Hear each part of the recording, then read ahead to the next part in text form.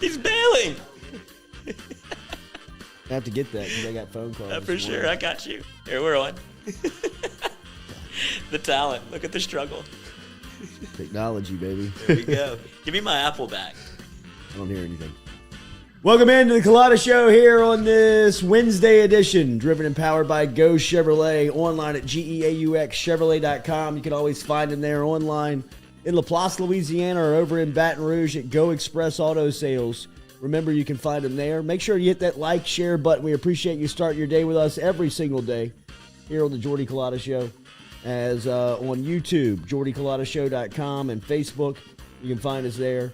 Thank you for being there. Hit that like and share. Today coming up, we will talk to Ben Mintz. Mintz will be in studio with us for the 8 o'clock hour as he is making his South Louisiana tour once again down here in Louisiana. We will also talk to Kim Mulkey coming up at 8 o'clock this morning, as we will talk to Coach Mulkey as she gets set for her opening round game in the Maravich Center in Baton Rouge coming up here on Saturday versus Jackson State. Lots to get to here on today's show. We will talk about the New Orleans Saints losing their safety, Marcus Williams. What's that mean for Tyrann Mathieu? It doesn't look good after they signed last night. They get a deal with Marcus May from the New York Jets. So it does not look promising for Mathieu to be coming back home. We'll talk a little bit about that coming up here on the Jordy Culotta Show. Obviously, it is March Madness, and it is underway. It's good to see LSU basketball practicing, as Darius Days gave a shout-out to Will Wade yesterday as they're getting ready to take off for Milwaukee for their opening round game versus Iowa State as LSU gets set. What's your mood as the Tigers go into March here? I know this is usually the best time of the year on the sports calendar for a lot of people, but obviously with LSU and the adversity that they faced over the last couple of days with their basketball team, where does that have you sitting as far as your interest goes for this March and getting set for LSU basketball? We do have your mailbag coming up here at some point over the next 2 hours. If you're still have questions and you want to get them in, you can do that. Just make sure and use the hashtag mailbag, and we will get those mailbag questions answered and read here coming up on at some point. Huge recruiting weekend for LSU football as the Tigers have continued really kind of under the radar with everything that's been happening. Continue to really do a lot of good stuff with some future prospects in recruiting. We'll talk about some of the names that have been coming through and visiting LSU and spending time with Brian Kelly, Frank Wilson, and the staff, as it looks like LSU football has done a really good job here early on in just really extending that recruiting arm and making LSU really looking like an inviting place for future prospects. I had a chance to read Brody Miller's article over at The Athletic, and if you have not read it, it's a great read that dives in really to just kind of the timeline in which the LSU athletic administration is working under with the latest news on Will Wade and what it means for the basketball program, what it means for the football program, as they've got a couple of penalties included in that notice of allegations. But a lot of this stuff that we've said, and obviously this has been a topic that we have pounded on for the last 72 hours of shows, and we had a impromptu get together on Saturday after the news had broke on Saturday afternoon. So look, we've talked a ton about this, and I don't know if you'll learn anything more in Miller's article that we haven't discussed here of the timeline and why the urgency for LSU, and really they're just trying to show good faith to the NCAA that they're taking the necessary steps to clean up the program. And as Miller points out a couple of times, it can't be overstated how much LSU wants to protect their football program, which was included in this notice of allegations. So, as far as the timeline is concerned, as far as the timing of it, I think, Miller sheds a little bit more light on why now. And it also looks at, what could be in for the future of LSU football. And, look, throughout that notice of allegations, when talking about football, the NCAA routinely points out that the football was very accountable for what had happened in the transgressions. They had self-penalized themselves. So it shows in the language that the NCAA, for the most part, is pretty content on what LSU football has came forward with as far as the accusations or the alleged violations to the consequences in which they've self-penalized themselves. So hopefully the future of LSU football is not as affected as some think it could be. My biggest concern in the entire situation is when you work with the NCAA, at times, I think throughout that process when working with them, it seems like, okay, they might be they might be even-handed here with because we're working with them. And schools like Oklahoma State have pointed out, in the Mike Boynton press conference, which we have referenced numerous times, on staying away from working with them. And I just hope that, LSU isn't taken to the wall because, they have really kind of opened themselves up to complying with the NCAA. I know that Dr. William Tate and Scott Woodward's statement on Saturday really kind of pointed in the direction of they're not admitting to the allegations by the actions that they're taking.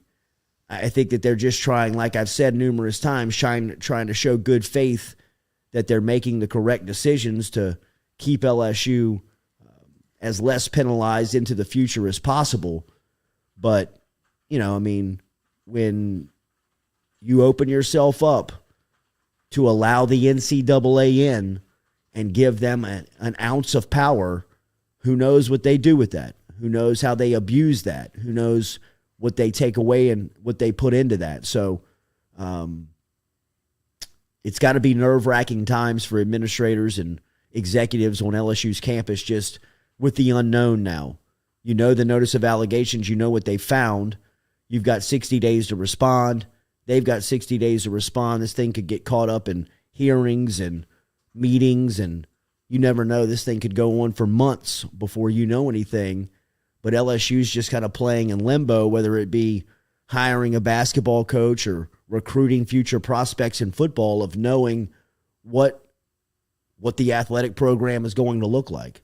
But Miller's article over at The Athletic is a really good read on just the latest and where LSU stands, and kind of an overall analysis of, the situation and what it could look like moving forward for both the LSU basketball and football program. And, Miller kind of points out on who could be next for LSU basketball. And it's a very curious statement or a curious question, because you really don't know what you're selling yet. And up to this point, I think that, as Miller says, there was even some LSU administrators, as early as a couple of weeks ago, who really thought that they were going to be able to get past the notice of allegations with LSU basketball and kind of get into the future. And that has not since worked out, and who knows what the penalties could be, coming in. So poll question is up.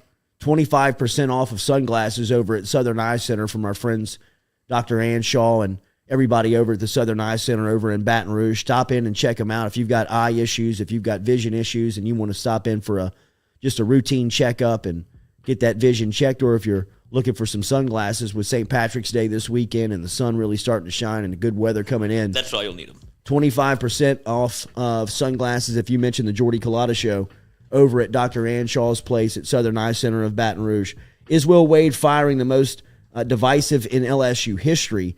That is on the poll question right now. Make sure and jump in and get involved with us here on the Jordy Culotta Show. We're brought to you by Morales Roll-Offs. Remember, Morales Roll-Offs, very experienced when it comes to contractors and construction. Clyde Morales and the crew over there have a history in construction, so they know what it's like to work with contractors here locally. If you have a construction company and you've got your roll-off company and you've got your dumpsters that you use routinely and you got multiple projects going on, use Morales on one of the projects and let them show you how easy it is to work with them with their customer service. You can book online right there at moralesrolloffs.com. You select your dumpster size, you choose a date. All of that is easy to get into, to get over and make that happen at moralesrolloffs.com. You can go through that process right there online. Stop in and check them out on Airline Highway. They are located right across the entrance from Industrialplex over there on Airline. 225-427-0000 is the phone number, or online at moralesrolloffs.com. That is moralesrolloffs.com. Proud sponsor here of the Jordy Culotta Show. So the Saints free agency, the first day of the NFL season starts today. Today is the first season of open for business with Free agency. With free agency, with the business. We've seen a lot of the news come in, like Russell Wilson going to the Denver Broncos. This is always kind of that time of the year where you're like, wait, business hasn't been happening with the NFL? Well, it's like illegal up to this point. It's actually like tampering. It's the legal tampering period, which I don't understand why It's anybody would brand wild. anything It's that wild. way. Just make it legal. But legal tampering just sounds like, what's the word? Wherever it goes against each other, it just sounds it's like contradicting. Yes. That's the word I'm looking for. The NBA does this. The NFL does this. But now we have seen some of the business starting to come down on some of the signings and what it could mean for New Orleans. First off, let's start with the Deshaun Watson stuff. Watson, of course, has met with a couple of teams, including Carolina and New Orleans. Now, the news yesterday was that Watson had reached out to a team personally, and that he wanted to meet with his hometown team where he's from, and that is the Atlanta Falcons.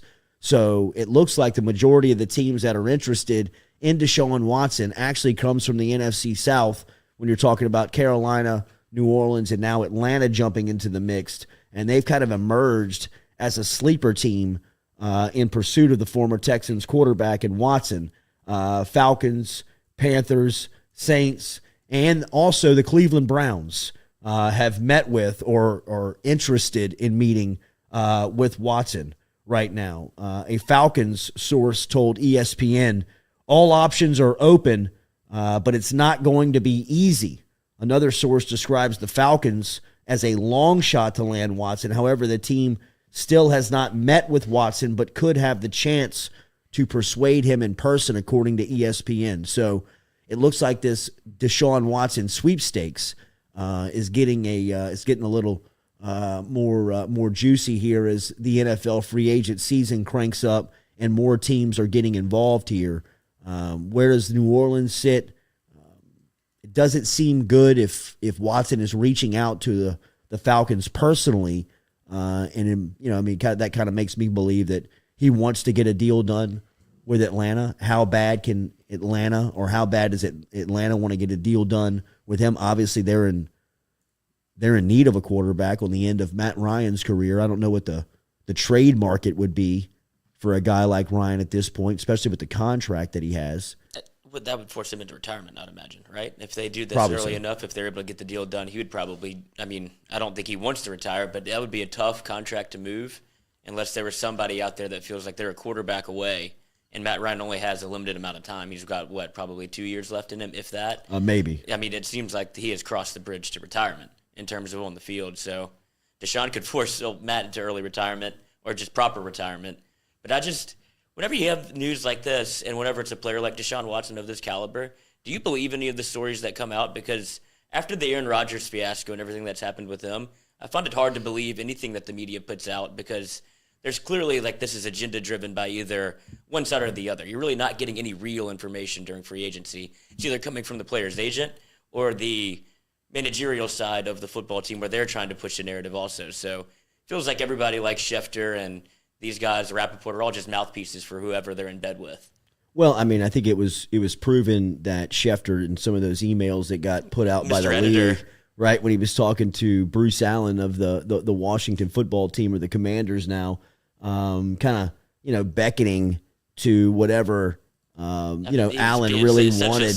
It was. I mean, it was very Horish. It was very team friendly, right? Which was on the reporting. I think is an easy way to claim it from Schefter's point of view, but I think it kind of gave you an idea of how those relationships work and how that information is flowed kind of behind the scenes. So, it was interesting, but I think that this is just volleying back and forth between team and representation on, who can see through the smoke screen and who can find what's real on what information is being put out there.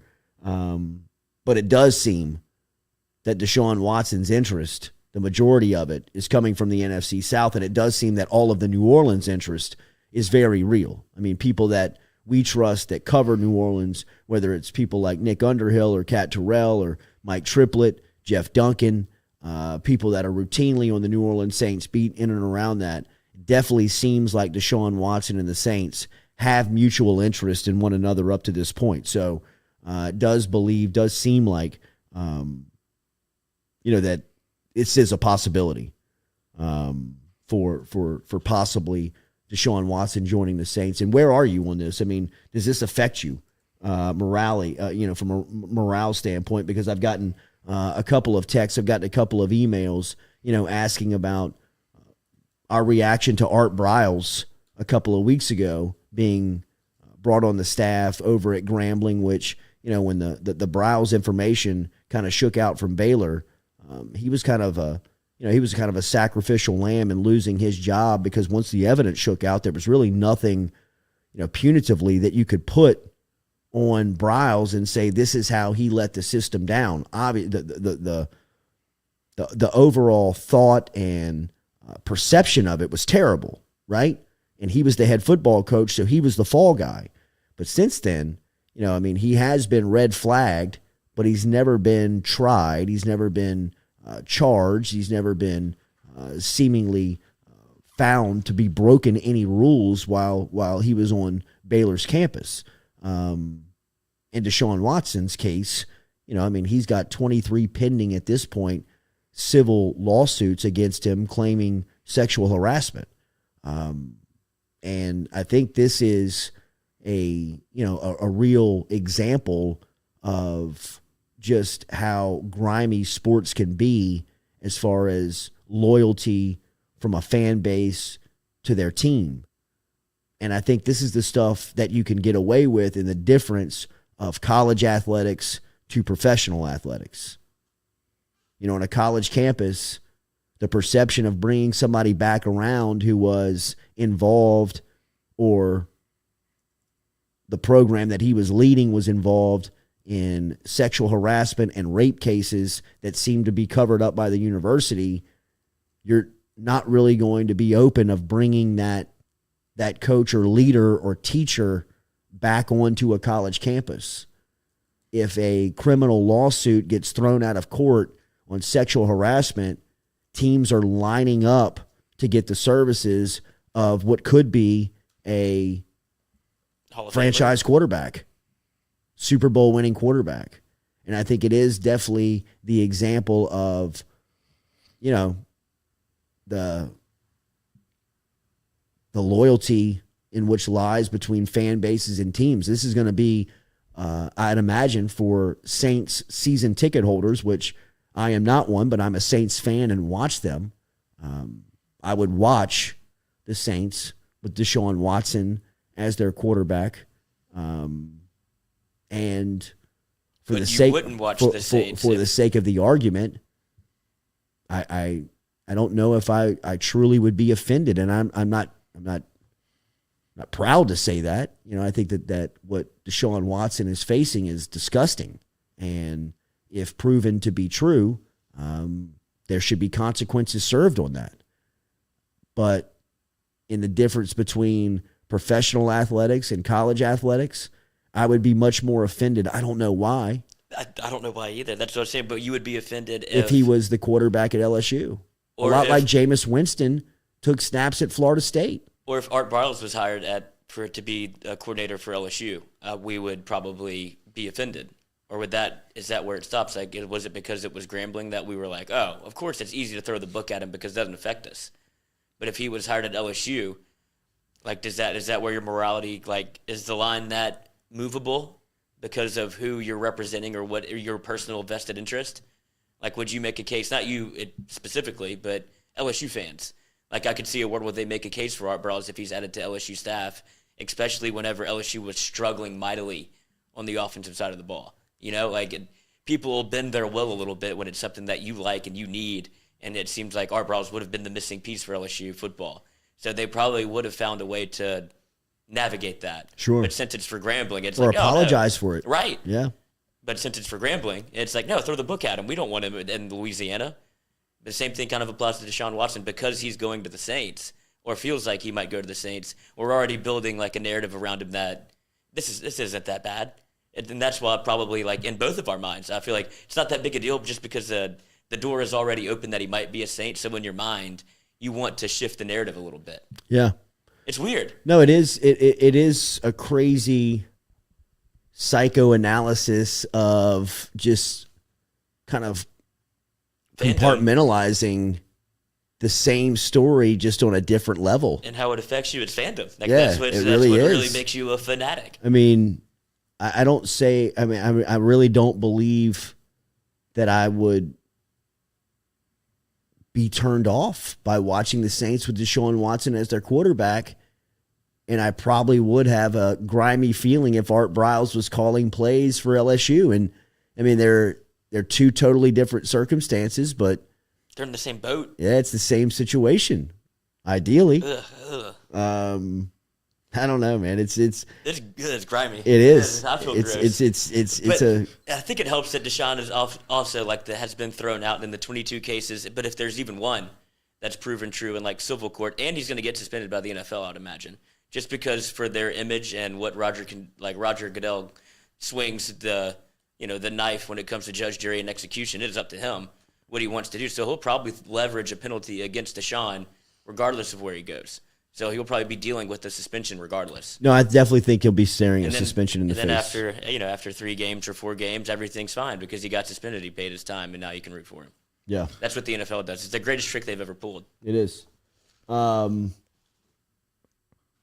Remember, jump inside of the YouTube chat app. Make sure and hit the like button, share button, comment button. We appreciate you starting there today. Andrew Messina, will Watson be suspended? Nothing definitive. We could just guess, but I'd imagine that the NFL would like to have their say-so on what's going to be, coming up for Deshaun Watson. So I'd imagine once he lands with the team that shortly thereafter you'll learn on what the future will look like for Deshaun wherever he lands. Some other news in the free agency to watch out for. I was going to say, if the Saints do sign Deshaun, they'll have him suspended probably. Alvin Kamara probably suspended. Yeah. The new safety that they just signed probably suspended. So, I mean... Why is the safety suspended? Got a DUI on his record, and he didn't disclose it. And he hid it from the NFL. Yeah, he tried to hide it from the NFL and the team, so that'll get you popped twice. Big news on opening day of the business of the NFL. The Baltimore Ravens have signed safety Marcus Williams to a 5-year, $70 million deal.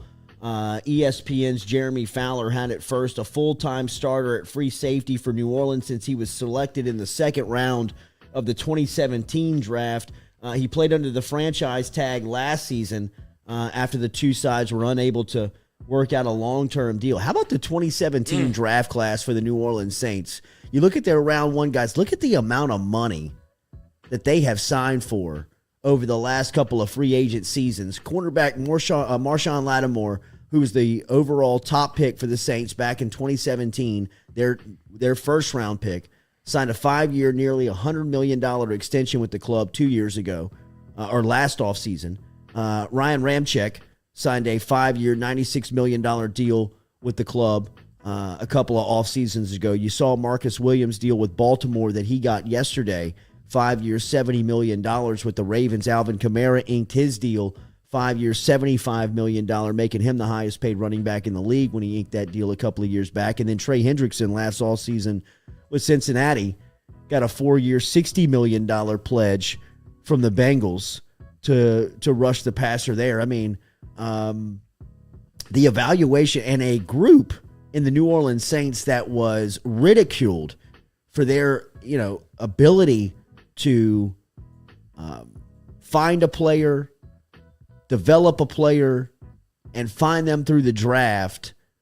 They were the worst for a run, a long time run in the NFL. And now to see some of the moves that they made. Now look, some years you just get it right. And obviously 2017, they popped on their decisions and their choices.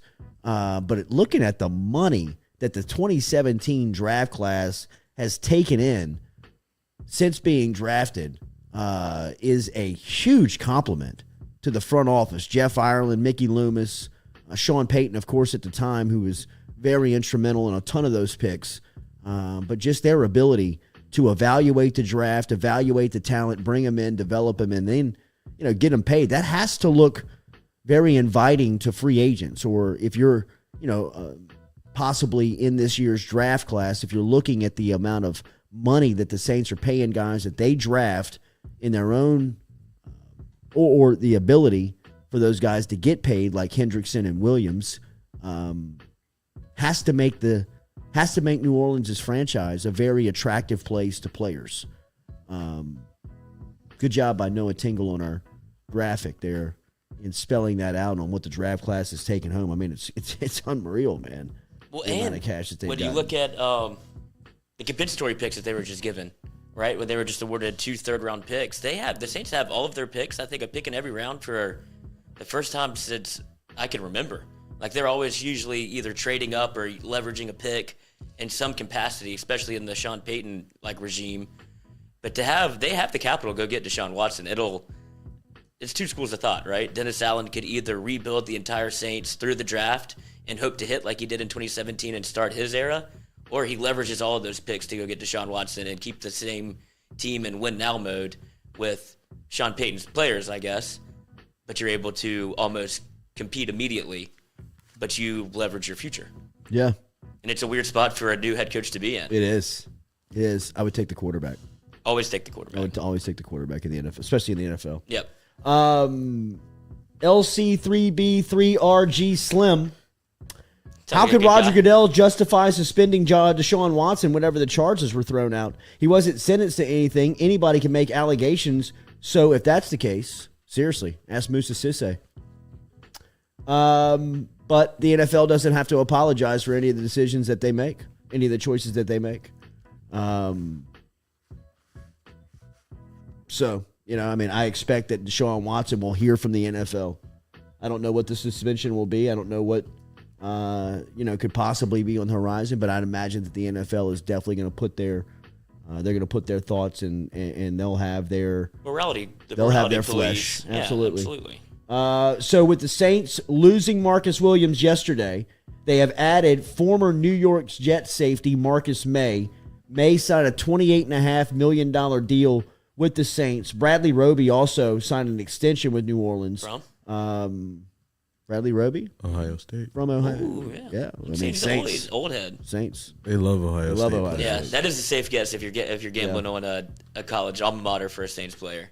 The New Orleans Saints agree with May to a $28.5 million deal. Bradley Roby signs an extension with New Orleans. What does this mean for the Tyrann Mathieu sweepstakes? It can't look good for New Orleans after spending nearly $30 million on a prospect that was in the same draft class as Marcus Williams back in 2017. Spent his time with the New York Jets, and he did tear his Achilles last season playing on a franchise tag. He also is facing a possible league suspension stemming from a DUI arrest last February in South Florida, which didn't become public until ESPN reported it in October. The Jets were blindsided by the news. May never mention it to them, which is a violation of league policy. The matter is still pending down in South Florida, and you would imagine that at some point the NFL is going to rule on that. So a possible suspension facing for Marcus May, the new safety coming in after they lose Williams yesterday. But he was also voted the team MVP of the Jets. This Marcus May guy, man, he's a roller coaster of emotions. I mean, he's kind of up and down with the injury front. He's got the Achilles. Then some things came out between the negotiation between him and New York. New York was the agent was criticizing the Jets on social media by some of the tactics that they took in negotiation, which kind of turned off the Jets to him. Obviously, the DUI arrest that we mentioned, but he was also voted the team MVP last season. The Jets were terrible, but May seemed to be the best player on their defense, even with the Achilles injury. How does he fit into New Orleans? I don't know. You have to wait and see. But Dennis Allen obviously leading this charge now as the former defensive coordinator. Obviously liked what he saw in May, but will not. This kind of feels like they will not be able to close the deal on Tyrann Mathieu, which sucks for the New Orleans native. This is an interesting move, right? The first one of the Dennis Allen era seems like an old school Sean Payton move where you're not really sure with what you're getting. You're taking a risk, obviously, coming off an Achilles. You talked about the DUI. I just don't know how they couldn't. It seemed like more that Marcus Williams wanted to leave than the Saints didn't want to re-sign him, because when you look at the numbers, they could have made that work, right? You could have scrounged up a couple extra million every year, found a way to re-sign a guy that's in New Orleans, but he seems like he wanted to kind of test free agency. When he got that offer, he jumped. Yeah. And it takes away a spot from Tyrann. It does, and I don't know, because I thought Baltimore was another possible landing spot for Mathieu as well when free agency really started to get underway. So, it was. I don't know what that means for Tyrann Armstead now. I know Armstead was saying he was kind of waiting to see what was going to happen with the Deshaun Watson news, but it does free up some money in negotiating for some of these big money guys that are looking to either stay in New Orleans or looking for a new deal. I don't know. I mean, it's interesting to watch how Loomis and now Dennis Allen navigate this free agent period compared to the ways that they've done it in the years past. Jeff Duncan did point out yesterday on Twitter. I don't know if anybody saw this, but Duncan pointed out on Twitter.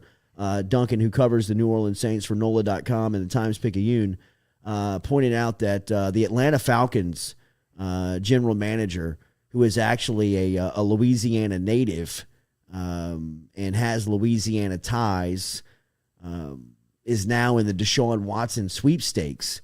And Ireland and Duncan pointed out if Atlanta was able to land Watson, how much this would kind of kick up the rivalry between New Orleans and Atlanta. And Sean Payton, in retirement, kind of responded. I believe he quote tweeted or replied to the tweet asking rivalry, question mark, kind of going to the times that Saints have dominated Atlanta, especially on Payton's watch over the last, really kind of decade with that, not rivalry.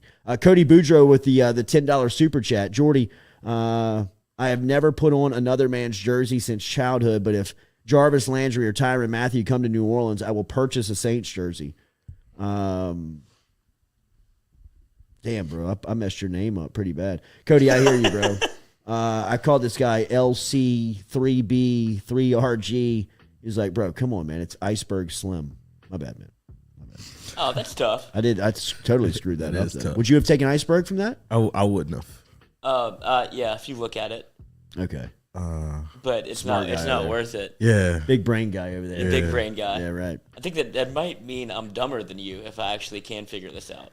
Colton Mack, bro, Jordy just really said his name by every character. I can't breathe right now. What's his name? Thank you, COLTONMACK.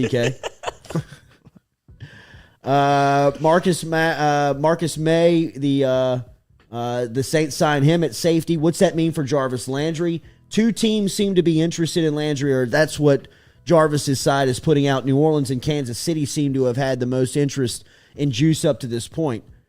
Saints obviously need another wide receiver.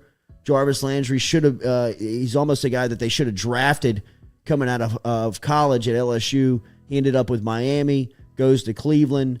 He's released by Cleveland earlier this week, and now he's a free agent and possibly has New Orleans as a landing spot. We did see former LSU wide receiver Russell Gage sign with the Tampa Bay Buccaneers, as Gage has been really kind of one of the top options in Atlanta over the past couple of seasons, and now he'll be going down to Tampa to play with Tom Brady. We mentioned that DJ Chark signed a one-year kind of prove-it deal with Detroit for a season, so he'll be up there with Jared Goff playing with Detroit on a 1-year deal. And that's kind of some of the free agent news that's coming out here over the last couple of days and what we could expect here on the first day of the NFL news cycle as they get up and moving here on this Wednesday. Remember, next week we are going to be on LSU's campus over at the Lod Cook Conference and Hotel Center. We're going to be emceeing the event that is dealing with NIL. I'm really looking forward to getting over there. Our friends over at Lod Cook are bringing us out as the sales and marketing group of Baton Rouge is presenting an expert panel discussion on name, image, and likeness. Stu, if you want to populate the logo again, or excuse me, the link again to this event, as tickets are now available and you can purchase them for $50. I'll be emceeing the event. This will be Tuesday, March 22nd, 11:30 to 1 o'clock over at the Cook Hotel and Conference Center. Name, image, and likeness will be on the docket. The event will be at the Cook Hotel and Conference Center on East Lakeshore Drive, we invite all business leaders, all sales and marketing representatives. Tickets are $50 with the link that was just posted inside of our YouTube chat app. Lance Burgess, who is the general manager of LSU Sports Properties, Taylor Jacobs, who is the NIL compliance officer over at LSU, Mackenzie Landry, Crystal Faircloth, and Luke Duran, all from Walk-Ons, will be a part of the panel. We'll be going through major questions when it comes to creating successful NIL deals with the local community. We will also be open to questions and answers from people who are there that day. But you can be involved. Get your ticket now. The link is inside of our YouTube chat app. It's next Tuesday's NIL discussion over at Lod Cook. It starts at 11:30. It goes until 1 o'clock. We will be there as the MC and really looking forward to it. Give us a break right here. We'll be right back on the Jordy Culotta Show. I got to get some sound inside these cans, inside these earphones coming up because we'll have Kim Mulkey on the phone at 8 o'clock. Compliments of our friends over at Metropolitan Health Group. And then Ben Mintz will be running through here at 8 o'clock this morning as the Carpool Queen will be here too at some point. Thank you for being here on this Wednesday. Hit that like and share button. We'll be right back. Compliments of Go Chevrolet. No worries, brother. It's easy fix.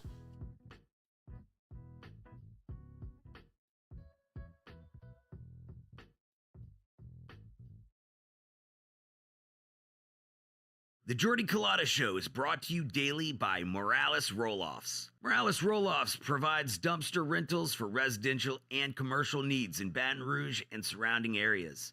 Morales has roll-off dumpsters ranging from 10 yards to 40 yards to accommodate all of your disposal needs. Search online, moralesrolloffs.com. The Jordy Culotta Show is brought to you by A-Bears Lawn Maintenance. Commercial or residential, A-Bears Lawn Maintenance is ready to work. A-Bears can tackle all your homeowners association requirements. Call Blake at 225-485-8022. A-Bears Lawn Maintenance.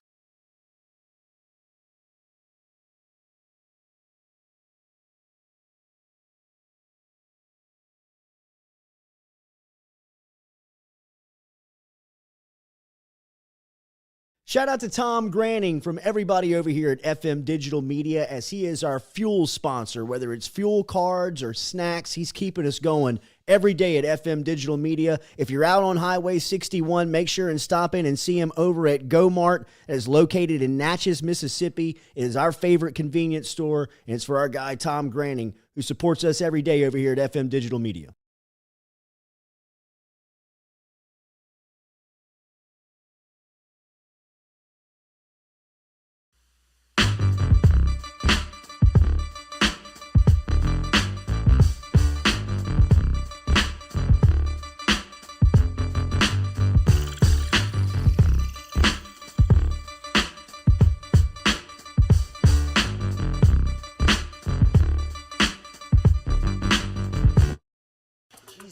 Christ, Charlie. That right there is the mail. Now let's talk about the mail. Can we talk about the mail, please, Mac? I'm dying to talk about the mail with you all day, okay? I gotta go up to his office. I gotta put his mail in the guy's goddamn hands. But they have been asking for their mail on a daily basis. It's all they're talking about up there. Because the mail never stops. It just keeps coming and coming and coming. There's never a let up. It's relentless. Every day it piles up more and more and more, and you gotta get it up. And the more you get out, the more it keeps coming in. And then the barcode reader breaks, and it publishes clearinghouse. All right. I can't believe I'm gonna be a mailman. Welcome back here on this Wednesday edition, our mailbag every Wednesday here on the Jordy Culotta Show. We appreciate you getting your questions in. Hashtag mailbag. We'll get them read very quickly here on the Jordy Culotta Show. Carpool Queen will be pulling up here at 8 a.m. We'll also talk to Kim Mulkey coming up here at 8 o'clock this morning. Ben Mintz is going to stop by in the 8 o'clock hour. Lots to get to. We'll ask him about the future and possibilities of the baseball lines, what he sees here in opening weekend of LSU Texas A&M. Tigers take care of business last night versus Tulane 7-5. We'll recap that at some point before we get out of here, but LSU looking pretty good. I would love to know what LSU is against the spread, because a lot of the picks that they have on like the Barstool Sportsbook are all money line. So I'd imagine they win more than they lose, but the ones that they do have numbers on, I think LSU's not doing so hot because they've been in closer games than you'd imagine. A lot of over-unders in there too that are hard to. Struggling with the Tigers. Okay. Went to the game last night though. Good atmosphere? Good atmosphere. Got the last clap going. Started a little late, like a little early. I mean, my buddy did. He was like, "I'm going to start it." You caught the clap last night. Caught the clap last night. Everybody in Alex Box caught the clap last night. Wow. He got it for the last out. He was the one that started it though. Hell of and a place. It built around him. And then he's like, "Oh, I thought you started it too soon." He was like, "Oh, last out, dude. Anybody will clap. Everybody can get the clap." So Hell of a night. hell of a night. To get South the clap. Louisiana, spring break. Brought 2 of them home last night, Coach. Everybody clapping. Everybody was clapping. Remember, our mailbag segment is brought to you by our friends over at Barker Plumbing. Barker Plumbing, of course, you see the sweatshirt, BBPW, Barker Brothers Plumbing and Works over in West Baton Rouge, the best, man. Not on social media. I love that they're not on social media. They're not on social media because they got a lot of work.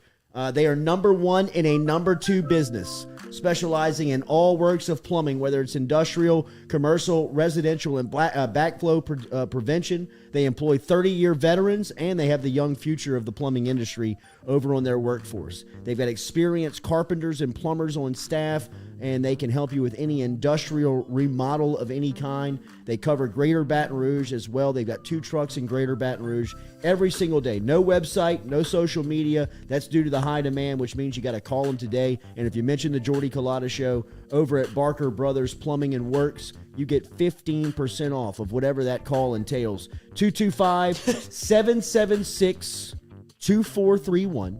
225-776-2431 is the phone number. Get in touch with Barker Brothers Plumbing and Works. Mention that you heard it here on the Jordy Culotta Show and 15% off. Let's go to our mailbag and lead them off. Stewie, what we got? Jeff Murray from Instagram. Should we make a move for Juwan Howard? At Michigan. At Michigan. I doubt that Juwan Howard would leave his alma mater to come to a school that he is unfamiliar with, that is facing possible sanctions. There's a lot of names that I would love. Juwan Howard would be, somebody that would be very attractive if this job was open, and it was open with no penalty or no possibility of sanctions coming down. I don't know what Scott Woodward is selling right now. So there's a lot of names out there that I believe would be great.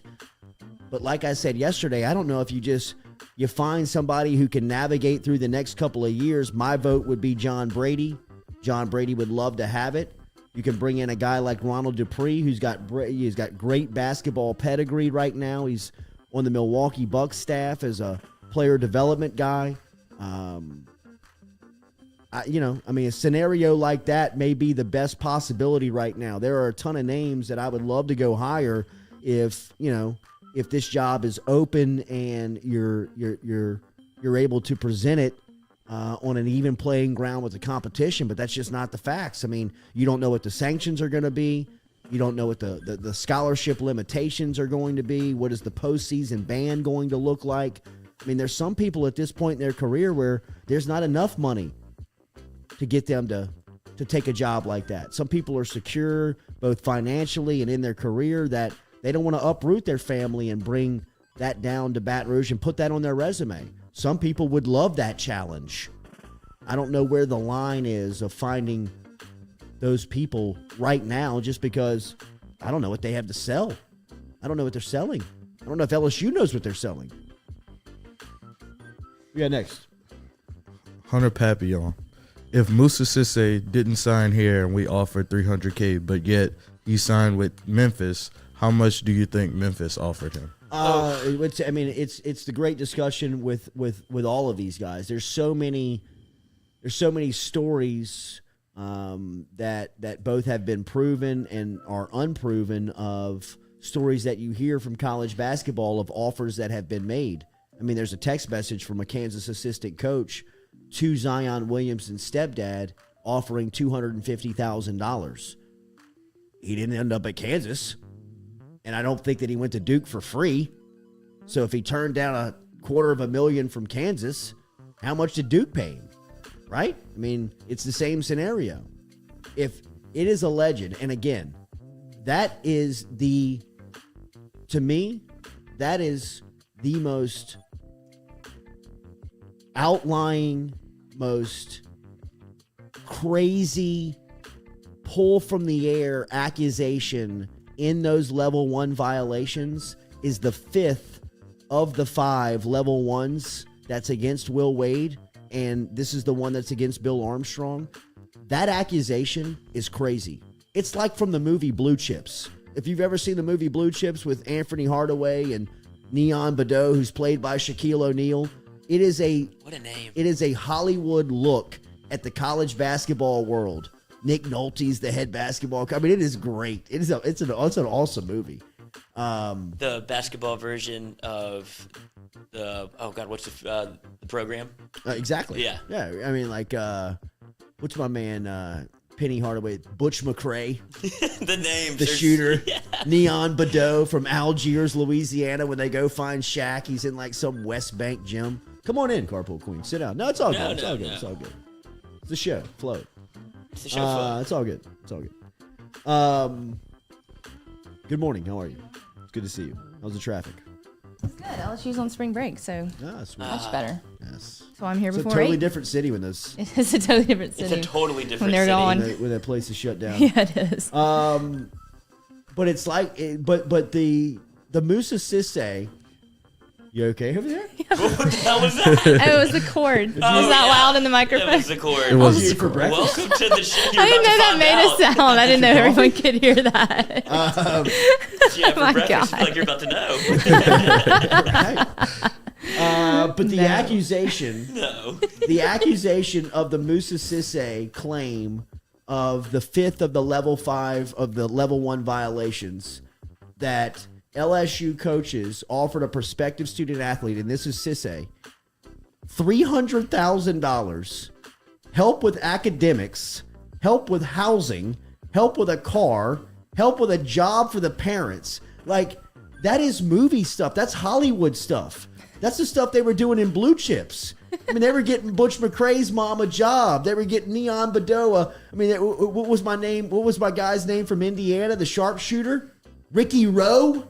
Didn't they get his dad a tractor? Yeah. A John Deere tractor? I mean, like, this stuff's out of Hollywood.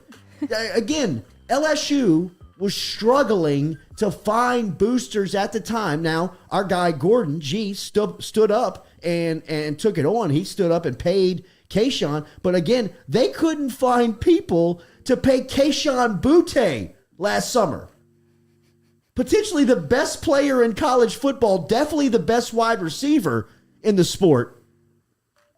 They're trying to scrounge up pennies and cash to keep him on the roster. You knew who he was. He was the best freshman wide receiver in the country 2 years ago. He might have been the best player in the country last season. You knew what you were looking at in Keyshawn, and they still couldn't find the money to pay him. Gordon had to step up and say, all right, look, let me put him on payroll and let him start promoting the G brand just to keep him at LSU. You think that there's somebody out there that they could have gotten $300,000 for a basketball player that might be the seventh man? And that they're going to help him with academics and cars and jobs and get the parents' job? I mean, like, that's crazy. That's nuts. Like, they weren't doing that shit for Leonard Fournette. I mean, for people that you were like, we have to. Moussa Cisse was a cherry on top. You were building your program around this guy. Did they want him? Yes. Were they going to pay $300K for him? Hell no. The first reason was because nobody's giving up $300K to pay for an LSU basketball player. Somebody hit me last night. Yeah, it wasn't $300K up front. They were paying him $50,000 a semester. No, they weren't. They're not paying anybody $50K a semester to play basketball at LSU. First off, they don't have that booster power. If there's a booster that's going to pay somebody $50K a semester to go, football's gobbling them up. You know what I mean? So, I mean, that is the most, of all the claims, that is the one that you're just like, geez, man, they hit him for that? And again, there's not a text message. There's not a phone call that is wiretapped. There's not a video of a meeting that's happening at an inconspicuous place where you're like, hey, Bill Armstrong shouldn't be there with Moussa Cisse's people. Why are they there? They don't have any of that stuff. All it is somebody calling in and saying, LSU offered this kid that. Dickie V. He seemed like he was a part of the story. I mean, the day that Moussa Cisse was set to announce to LSU. Correct. LSU, he jumped on social media. He jumped on all over the national media and was making sure that people knew where LSU stood. Damn sure seemed like he had a part of it. But I mean, the fact that is a level 1 violation against Will Wade, LSU basketball, and Bill Armstrong that could potentially hang over their head, that deserves explanation from not only the LSU, but if I'm a basketball coach, I'm looking at that and I'm thinking, damn, that's scary. I mean, if I'm a young and up and coming coach, or if I'm somebody who's established, and it could just be a phone call of somebody saying, hey, X offered that. And them saying, okay, cool. We'll follow up on it, and hell, we might rule on it. It's a scary scenario, man. When Will Wade gets his day in court, it'll be separate from LSU, like we've talked about. He'll be able to fight all of these charges, right? He'll be able to fight one by one every allegation. Absolutely. And bring his own. Absolutely. So what if he's? I mean, why didn't LSU wait until, I guess because it takes forever to get to court? Like the tides have changed, moved slowly with the NCAA. But if he's able to fight these allegations and prove them not to be really true, I mean, egg on your face for LSU, and he'll be able to coach again in college pretty quickly. Yeah. Yeah, but it'll be a story that's like 2 or 3 years from now, and it'll be in the back pages of the paper. You know not what I mean? For us. No, not for us. Not for us. But I mean, by that time, the momentum of the story is totally gone, and so he won't be able to be hit with the show cause until then, right? Like that's until it's proven, right? Sure. Man, I cannot imagine the stress of going through that. Oh man. Right now. Like, I think about that all the time. He's divisive on Twitter. You can't say anything without everybody having a comment. Yeah. Everybody has an opinion. Yes. Everybody does. Where are we at next, Stewie? Last one before we get to Kim Mulkey, and Ben Mintz will be here in the 8 o'clock hour. We'll get back to the mailbag. All right, I'll get one from the chat. If Woodward goes after a big name, he has to offer close to a 10-year deal, I would have to guess. Absolutely. That's from Boo Daddy, 1092. I don't know if there's a question in there, but I think that I agree with that sentiment. I mean, you're going to have to offer either financial or professional security to any big name that comes in here. If you're looking to lure a big fish, you're going to have to give them a Brian Kelly type contract. Maybe not $100 million because it's not LSU football, but I agree, a 7 to 10 year commitment. I mean, something that says, look, we're not going to judge you on the next 3 years, because you're not going to be playing on an even playing field with your competition. You're either not going to have the scholarships to go out and recruit for and get the players, or you're just going to have, postseason bans and, just not being able to play on the same level as your competition. So for that, just drive the bus for us. You know what I mean? Just keep it steady and keep it on the pavement. Just make sure that it doesn't burn and crash. Speaking of buses, Must Bus. I'll see a lot of his name floating around a lot. Would he come back to LSU? Is Arkansas basketball that big of a deal, or is it just him? Like, would he want to stay where he's built something? I mean, the reputation of the two programs, I would say that Arkansas has a more rich and storied basketball history I never realized than that, LSU does. Like, I mean, they're before just kind him. of fanatical about it up there. They went through a period in the early 90s where they were dominant. I mean, they won national championships. They played for national championships. They put players in the league. But even like before that time, before I followed college basketball, there was a reputation and a lore to Bud Walton Arena.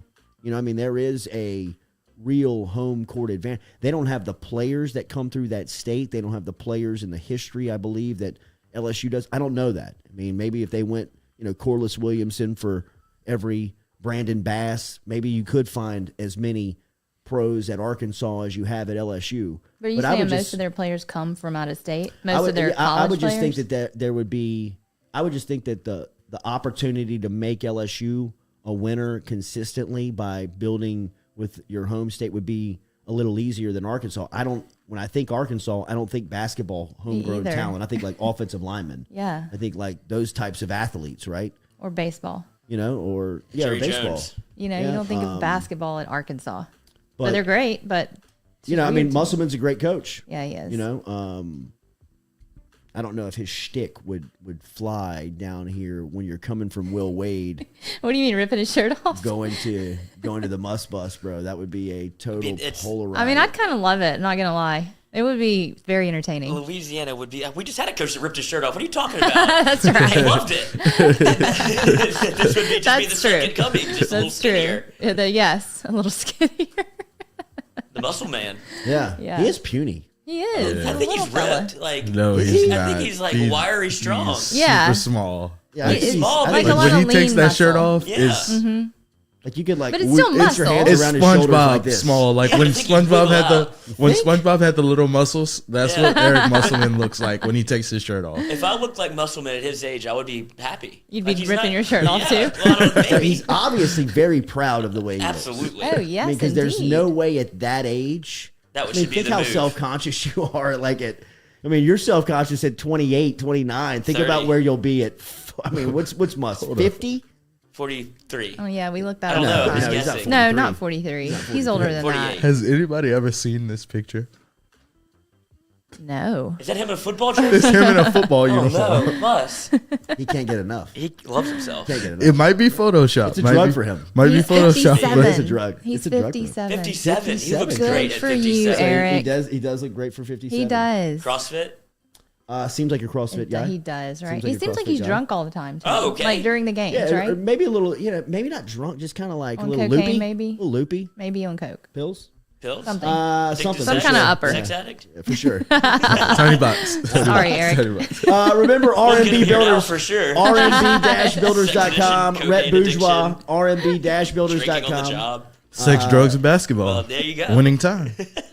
Not our contractor. Jordy's like, let me read the damn Rhett ad. Bourgeois. You want money or not? RMB-builders.com. Remember, get in touch with Rhett Bourgeois. He can custom design you a home. He can help you out with any reconstruction. He is very dependable. Great website, too, to check out all of the work and some of the testimonials. Check him out online at rmb-builders.com. rmb-builders.com. Mint's on his way in.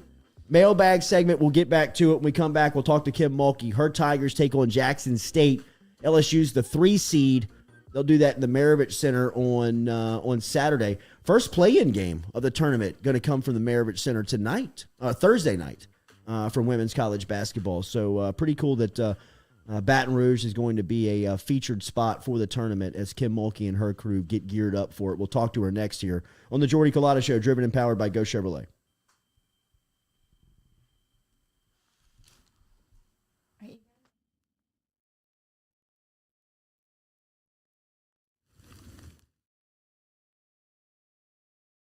The Jordy Culotta Show is brought to you daily by Morales Roll-Offs. Morales Roll-Offs provides dumpster rentals for residential and commercial needs in Baton Rouge and surrounding areas.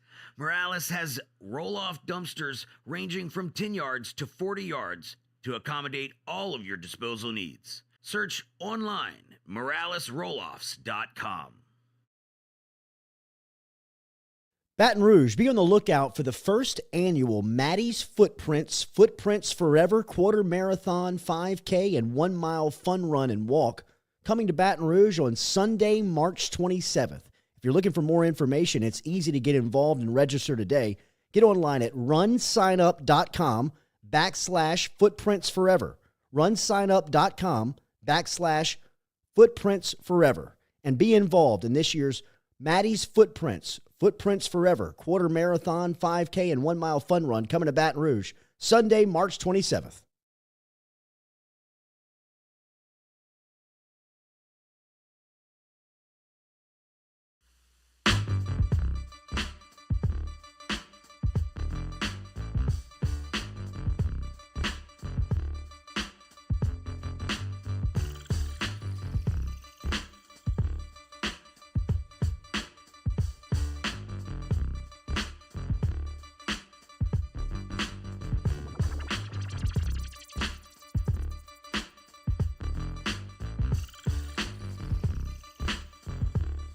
Welcome back here on this Wednesday edition of the Jordy Culotta Show. Make sure and fill in your brackets. Get your brackets. The challenge is up. Find it on our website and on social media. Get in touch with our bracket challenge. Yes, I'm in. I've got Auburn winning the national championship. I've got the LSU women making a run, though, on the women's side as the NCAA women's basketball tournament gets underway on Thursday night. In fact, the inaugural women's First Four game will be on Thursday at 7 o'clock Central on ESPN2 as Missouri State and Florida State square off for a chance to face Ohio State. That'll all originate from Baton Rouge. Kim Mulkey and her crew will take on Jackson State on Saturday. That will be a 4 o'clock tip-off inside the Maravich Center coming up this weekend, and we invite Coach Mulkey into the conversation now here on the Jordy Culotta Show. Coach, good morning. How are you? Good morning, guys. I'm doing great. Yes. This has got to be the time of the year you love. What is this time of the year like for a coach like you? You've experienced it all. You've been to the mountaintop, but here you are going through another selection Sunday, and you see your team on the dotted line playing on Saturday. Well, I'm so excited for the players. It doesn't matter how long you do this or how many times you've done it. It never gets old. You never take it for granted. You want everybody to be excited because there's going to be a lot of people, Jordy, that have never been to a first and second round hosted by their favorite teams or their team. And there's a lot in that locker room that have never hosted a first and second round game. And it's exciting. Yeah.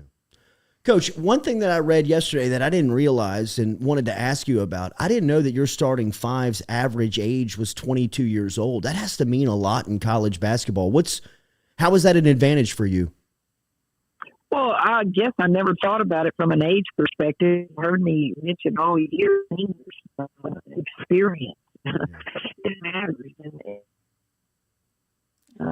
You don't do what we've done this year without experience. Experienced coaching staff, experienced players. They've been through the SEC. They've lost tough games. They've had losing seasons. And they've stayed the course, and it matters. And I don't care how good your freshman class will be next year.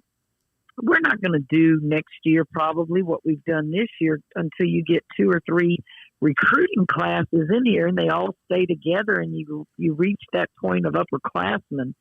Unfortunately, it may or may not happen a lot anymore because of the fact that you have the transfer portal. And kids are in and out. And so you just have to try to have some consistency. And that's why I'm so indebted to these seniors. They stayed the course here at LSU. Speaking of seniors, do you have an update on Alexis Morris, and what do you expect from her this weekend? Well, the update is day-to-day. She's still not in practice, but that's not unexpected. I have told them, when I say them, that's the trainers, the medical professionals, don't tap me on the shoulder until she's ready to play and can go full speed. I don't want parameters put on me. I don't want you to say, oh, she can go 10 minutes, take her out. You know, some people allow that. I don't want to call with updates and asking because I feel like that's putting pressure on them, even though it's more curiosity than anything. What I always is just prepare that you're not going to have them. Prepare for everything and that anything that happens is icing on the cake. We certainly, at the time that she was injured, feel like she's going to be back. And we play Saturday, Monday. So that's another, whole week. So we're hopeful, but I can't sit around and say, well, what if, and not prepare people. We've played 2 games since, actually, I say we played 3 games since she was injured. She was injured in the first minute of the Alabama game, and we won that. Then we go to Tennessee, we win without her. And then we lose to Kentucky. But, guys, everybody lost to Kentucky that particular weekend. Yeah. She was Ryan Jones was balling. She looked like the number 1 pick that weekend for sure. The attention your team gets is around your guard play, is around your backcourt. But Faustine and Autumn have really played really big over the last couple of weeks. What have you thought about your low block play? Well, the low block play's got to continue to be solid. I don't need you to be spectacular. Just be who you are. Be solid. All of them might need to give us just a little bit more on the offensive end at every position should Alexis Morris not be ready to go. And then just continue doing what we've done on the defensive end of the floor. Rebound the ball, give your opponent 1 shot. And every time your opponent shoots the ball, make sure it's a shot that's contested or a shot that they really had to work hard to make. When's the last time you tried to get thrown out of a game and didn't get thrown out of a game? Were you trying to get thrown out? Absolutely. I had a few choice words that I'm not real proud of, but I've never tried to get thrown out of a game. I've tried to get technicals and have always received them, but not a lot in my career. I've been thrown out 1 time, and I was shocked that I got thrown out. And I thought to myself, at the end of the Connecticut game last year, go back and look at it. That was a foul. Hell yeah, it was a foul. The entire world said it was a foul. I almost burned down my kitchen watching that game. LeBron James was tweeting in watching that game saying, where's the foul? That's when I blew up my walk. Well, yeah, I had flashbacks. That game against Kentucky in the SEC tournament, guys, it was over. We were down double figures. There was not enough time, 1:20.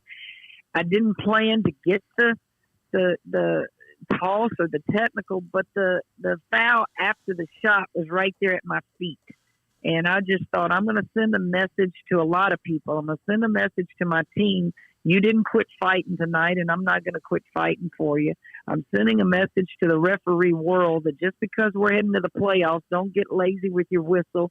And a foul is a foul, whether it's you're behind, whether it's critical. A foul's a foul at any time in the course of a game. And so it was just twofold at that moment to, I'm going to get tossed. They didn't toss me, and so I just stood there and stared at them because I still don't know what the confusion was on why they kept going to the monitor and talking in the monitor. And I was very much under control. You don't get tossed all the time because you're out of control. You're making a statement. In fact, I was winking and smiling at the young lady for Kentucky that fouled. I didn't want that young lady to think I was upset at her. Also, Christy Curry, the Alabama head coach, I'd imagine got that technical because of you in the following game because of the fear that you had struck in those officials because it looked like you were inviting them to throw you out. It was almost like you were like, throw me out. If you're going to throw me out, throw me out. They were like too scared to do it. They were like, I'm not messing with her. And then Christy, then they Coach Curry, the Alabama coach, the next game, I think she said like something like, that was out of bounds on them. And they turn around and hit her with a technical. Not again. Yeah, right. Well, Christy's a dear friend of mine, and she's one of the kindest, sweetest people you know. She's from all of Louisiana, played at LaSalle High School back in the day for her mother and went to ULM. And I actually texted her after she got tossed because one of my coaches told me it happened.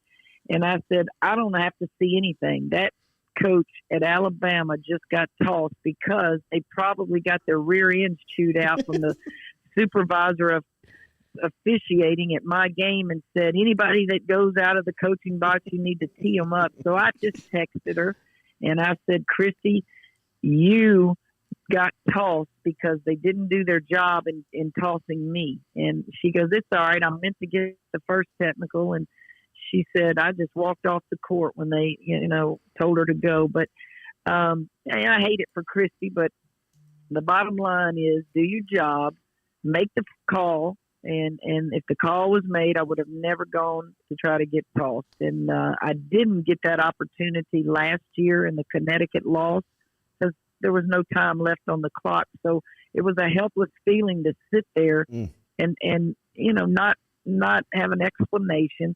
Go to the media. The first question they're going to ask is about the call. And if I remember, I told them, did you see the game? Did you see the end of the game? Mm-hmm. You write what you saw. Yeah.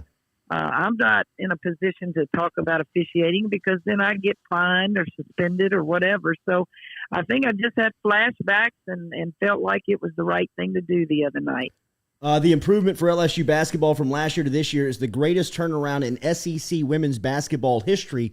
For that, Coach Kim Mulkey was named the Athletics Coach of the Year last Wednesday for driving her group to this point of the season. What's the challenges that Jackson State present to you on the weekend?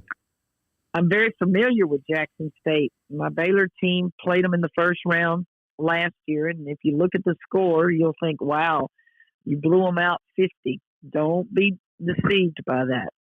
Jackson State is good. They have 3 of their returning starters back. They have transfers in there. They're very well coached. They're confident. They'll come in here with a lot of confidence, and they're very excited to play LSU. It's 2.5 hours down I-55, and I'm sure they'll bring, their fans, and they got a higher seed this year than they've ever had out of the SWAC. It will be a tough game, guys, and especially, if we don't have Morris. I came up and saw you in your office last week. I appreciate you. The free throw competition winners that got the signed Kim Mulkey basketball were elated. But when I walked in, you were on the phone with the number 1 player in the country, and I got to imagine that recruiting right now is getting a major attention. How is that going? How is that part of the process going?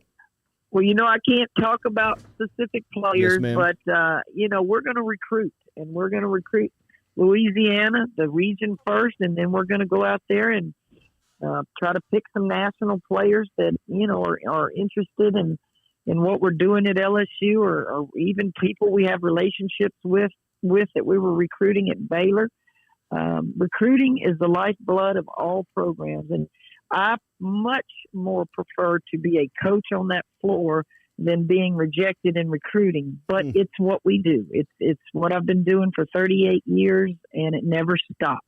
And the only difference now than when I started, Jordy, is the transfer portal.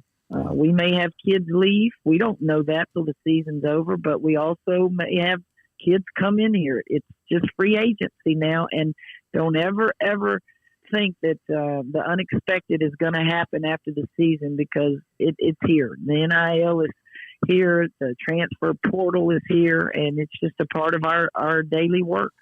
Practice 9:30 this morning for the LSU ladies as they get ready for tip-off on Saturday versus Jackson State. The PMAC will play host to the opening weekend of women's basketball that you can go check out with a good one for a play-in game. In fact, happening tomorrow night with a chance to face off versus Ohio State on Saturday. LSU women under Coach Kim Mulkey, as we said, 25 wins this season. They'll take on Jackson State at 4 o'clock inside of the Maravich Center. Thank you for your time, Coach. We will talk again soon. Best of luck this weekend. Thank you, Jordy. Yes, ma'am. There she is, Kim Mulkey, checking in this morning as she gets her crew ready to get ready for opening weekend of the college basketball tournament. That conversation brought to you by our friends over at City Cafe. Remember City Cafe, br.net. They've got great lunch specials over there. Huge basketball fans.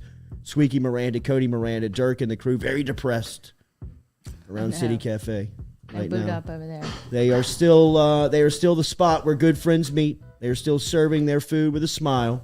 They still have the great lunchtime specials. But you sound so sad about it. They are very sad.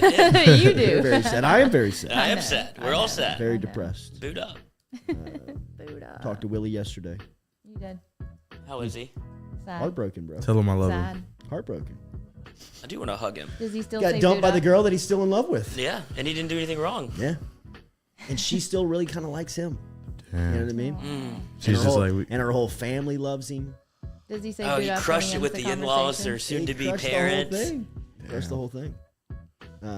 What's that? Does he say boot up when y'all get off the phone still? Or is it just a sad? It's like boot up.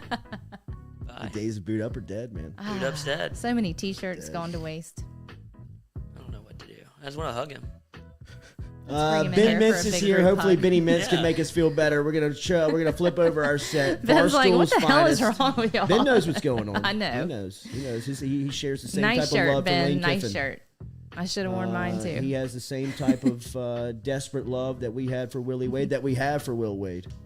Yeah, don't act like he's dead. He shares that for Lane He Kiffin. is dead. No, we don't say had. We can still love him.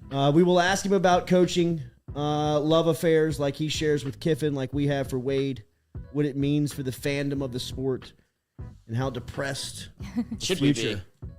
be? I know how depressed I am. On a scale of 1 to 10. 11. Yeah. It's bad, bro. Twitter Spaces was just more of like therapy. Coach, Yeah. if you went back and I was so lost. I didn't know what to say. What to do? I don't know how to work this. I didn't know what buttons to press. Yeah, it was a weird time. Technology. I had no our idea, ass. even like what I was Twitter squares. supposed to be doing. Yeah. How do you do it? I don't want to give this reaction right now. This is not real. Should we start a Twitter square? It was a fresh wound too. Like I just It got was stabbed very with like fresh. Googling how Cut. do I repair a Fresh cut. Fresh cut. Benny Mintz is here. We'll turn over the set next. Driven and powered by Go Chevrolet. What happened? I don't know, buddy. I don't know. That's what he hit me with. I was just in bed. It's like, what happened? I don't know. How we doing?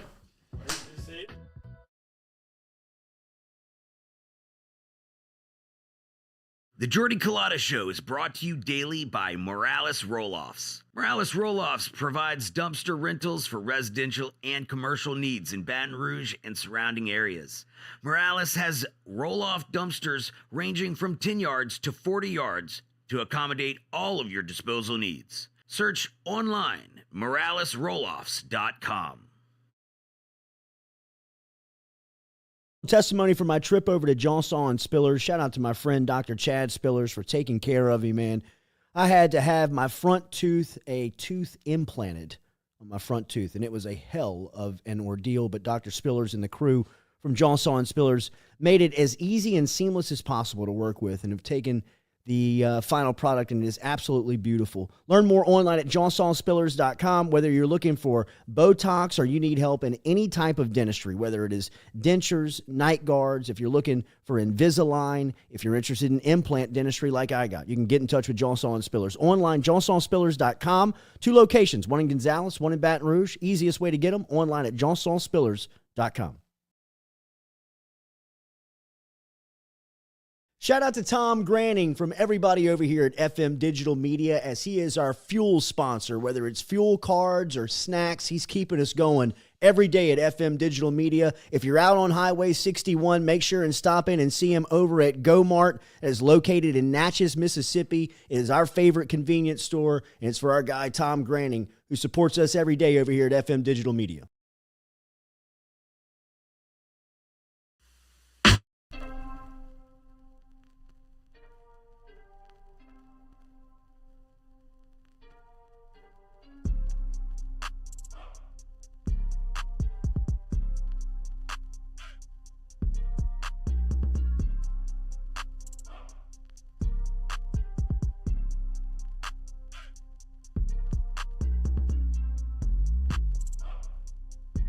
All right, welcome back here to the Jordy Culotta Show, driven and powered by Go Chevrolet. Shout out to Coach Kim Mulkey, who should be the National Coach of the Year. Got robbed for the SEC Coach of the Year. But The Athletic named her the Coach of the Year after the greatest turnaround in SEC, I said women's basketball history, SEC sports history. Sorry. Wow. 9 wins last season to 25 this year. And really and truly, I thought they got hosed with their seeding. They should have been a 2 seed. Mm-hmm. They got a 3 seed. They'll face Jackson State on Saturday. They'll host that game inside the Maravich Center at 4 o'clock. And you got an opportunity to get over there, grab tickets, and take into that if you would like to this weekend. Remember, we're brought to you by Relief Med, RELEAF med.com. Medical marijuana is legal down here in Louisiana. If you are looking to smoke your sorrows away with Willie Wade. That would be awesome. Sounds like a new strain. Oh, that's what the winning bracket should get, right? Will Wade Payne. Will Wade needs his own strain. He does need his own strain. That's awesome, Mintzy. He does. What would he call like it? Gary Boot up? Payton. Boot up strain. Relief Med. Compliments of the Jordy Culotta Show. Create the Will Wade strain today. There are a lot of boot uppers out there that are very depressed, down in their luck, looking to just blaze one fat Wade if they could. It'd have to be purple and gold. It'd have to Definitely be purple heavy and gold. indica. That could be easy. Yeah. It's grown here, right? Absolutely. So they it's could growing do on, it. It's growing on LSU's campus. Yeah, so they should do it. Sounds like a level 1 violation. It does. Why not? Southern's growing this one. Yeah, that's right. No, Bill Armstrong, you got that. Growing weed on campus, level 1. Try and find a job now. Benny, it's good to see you, buddy. Good morning. How are you? Good, and I just want to say I love the new digs. Thank my first you, time in the new digs, and man, It's a little come different, a long way in a year. Things looking good for the Culotta Show. Thank you, man. A little more space. Yeah, a little more space on government. Boy, government, this area is just blown up too. Easy, Mincy. Awesome. Easy, Mincy. Yeah, my bad. Oh. No, fair enough. Underscore. Yeah, my bad. Fair enough. South Louisiana. We have a tour, sign out front. The Come South on. Louisiana tour has been good to Somebody you. has a P to Z camera. Let us Yeah. know. She's in a Saints helmet. Saints helmet. Yeah, so I had. I mean, that 23-day run was. Look, it was so funny when I came back in the Barstool office. I got a standing ovation at the office. I couldn't believe it, but yeah, that run was really, really something. Just the app going live in Louisiana, the AFC Championship week, and so I told Dave Portnoy when I re-signed in November, I was like, when this goes live in Louisiana, it's freaking on. And that's basically exactly what I'm trying to do is back that up. And had an awesome trip on the first one. Had so much fun. I was there for a week, but this week, huge week for us because the new Barstool Sportsbook opened at LeBair's Lake Charles on Monday. Megan Making Money was over there for the ribbon cutting, and I can't let her outshine me on that. So I'm going for the first rounds of March Madness. Beautiful. Thursday and Friday. What was not as fun was last night in Hammond for Ole Miss Rebel fans. Boy, rough showing for the Rebs there. How did the Rebs end up in Hammond how does that happen? They play a home and home with them? I don't know. So I've seen us in Monroe before, and I've seen us in Ruston. They're headed to Auburn Thursday. Okay. So I guess they kind of maybe it's something like that. I don't know. Spring break, it's extra innings down there at Hammond. Man, Is extra innings still open? That was the spot. When we talked about the clap earlier, I believe extra innings is a prime candidate. Handing it out with their bar tabs, bro. Oh, and on it's like right. tax. Yeah. Right. Good. Here's your bracelet and your STD. Enjoy. Take this cotton swab. They had a good atmosphere last night. I'll give them that. Yeah, I bet they did. Really good crowd. Yeah, they did. Good, I was searching for positives. There's some kid that's Lathan, the kid ump that's got like 300K followers on TikTok. Have you ever heard of this kid? No. Yeah, he's in Hammond. He was out there like ringing people up last night. So did a little clip. Nice. Ringing people up. I need to grow my TikTok. That was the highlight of the game for me. Did you jump on his back? Did you do No, but it was very awkward. Like I was too close to him and he like bumped me. But if it was me, it has to be awkward. But it's on. But people still picked it up. Mitzi, I can't imagine you on TikTok. I know. I got to get it going. I mean, a TikTok. You don't have TikTok yet? I have it, but you've not embraced it. Yeah, I haven't. You're made for TikTok. I agree. I don't get it, honestly, but I need to spend some time on it. Think, They're pushing it real hard at work. Think halftime show for the Super Bowl. Okay. I mean, think what you did for the halftime show when you blew PFT and you blew Big Cat's mind when you came out. What was that? California. Yeah, it was California themed Love? for the California. Yeah. So, but now I'm gonna have to come up with one of those every year. But You could do the halftime updates like you do for baseball. You could do those on TikTok where you do like the inning updates, something like that. Well, no, I'm about to try to get my TikTok going bigger. I need to do, I try to analyze it's one of those things where I do like 12 different things, so you can't ever do everything. You go home from work every day knowing you could have done 10 more things, but as long as you're progressing forward, you can't get mad at yourself. But I do need to do more TikTok. They're going to try to make you do like the trending dances. If they had a vote in this, they're going to make you do that. Yeah, if they can tell you embrace what to do, it, which I don't think they I can. don't care. Embrace it, absolutely. They ain't a damn bit of shame. Eat that banana in the shower, for God's sakes. The TikTok. If people click on it, I'm in, I man. mean, bro, that was incredible. You inhaled that thing. Oh, yeah, man. Lester Abear, Sextra's closed in 2009. Jordy. Wow, rest in peace. Am I showing my age? Why is it? So it was called extra innings, and y'all called it Sextra? I know why. Why is it a sexual place? It was, well, I mean, You go there after the Hammond, game. Hammond, Louisiana, Hammond. just in general is. Is it really? Absolutely. Capital of the world. That's Did right. not know that. Get strawberries in the herb.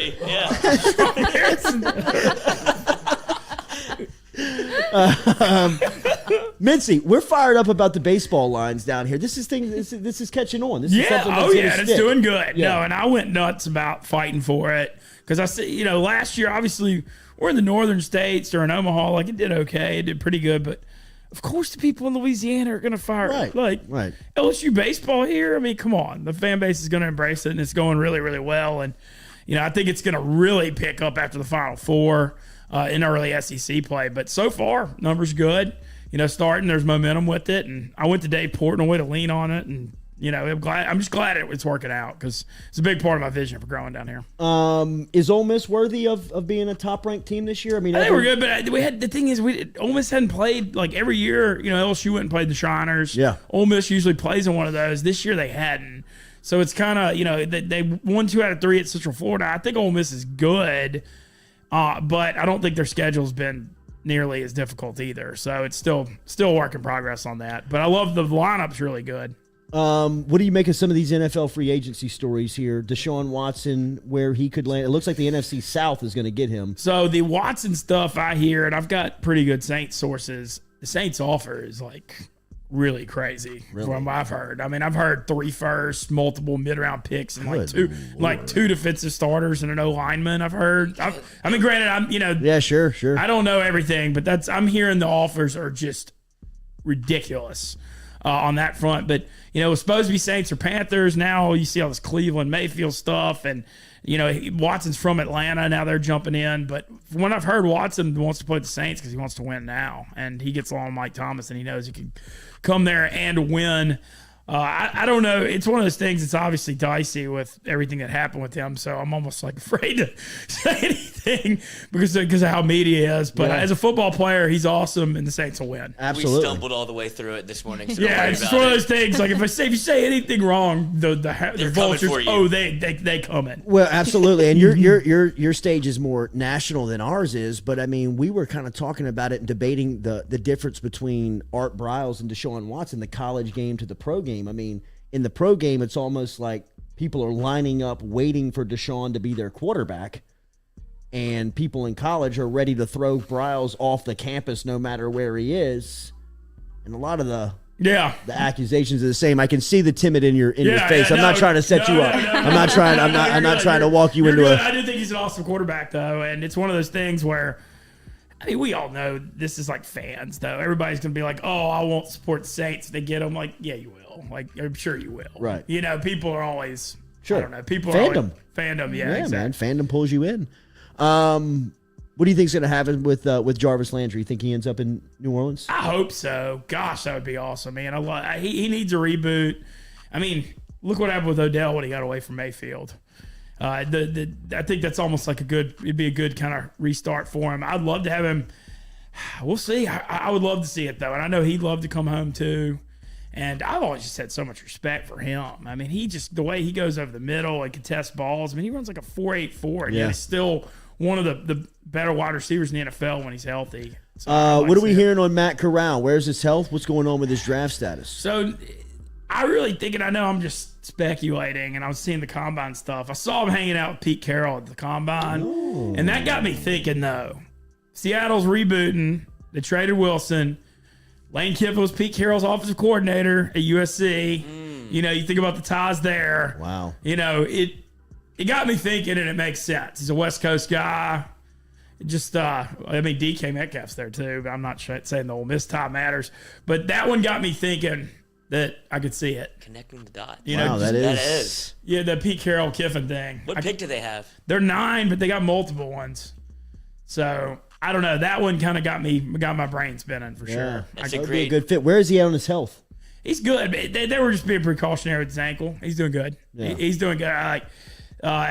It's not near as bad as people think. My only question on him, not near enough's being made about the fact that he won 10 games at Ole Miss. Like, I feel like this quarterback evaluation, everybody gets into all these metrics and all this stuff.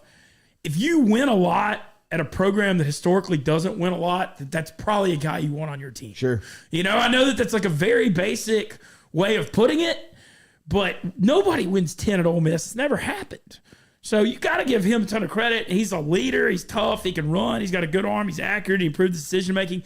His body frame's my only concern a little bit. Yeah. That's my only concern. Yeah, I agree with that on the NFL level. I mean, even though I thought that he took the wear and tear of the SEC for the past 2 years. I mean, he was banged up last year. Because he had to run it like 31 Yeah. times against Tennessee because almost his top 3 receivers were out. But even his junior year at LSU, that last game of the season when Kayshawn went off, I mean, he was banged up. It seemed like he was not right that day.